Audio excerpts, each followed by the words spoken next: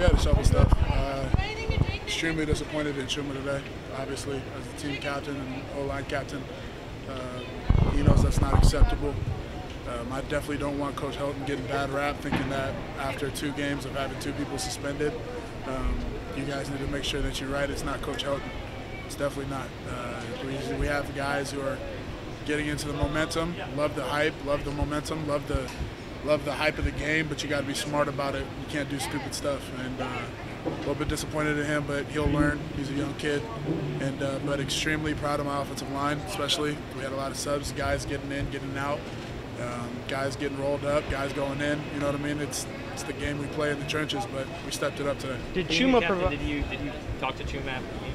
After the game, not really. A lot of people did. A lot of coaches were talking to him. I think he got enough in his ear. I told him during the situation, though, right after it happened, I told him it was bull crap, and he understands. He understands he did something wrong, but it's all good.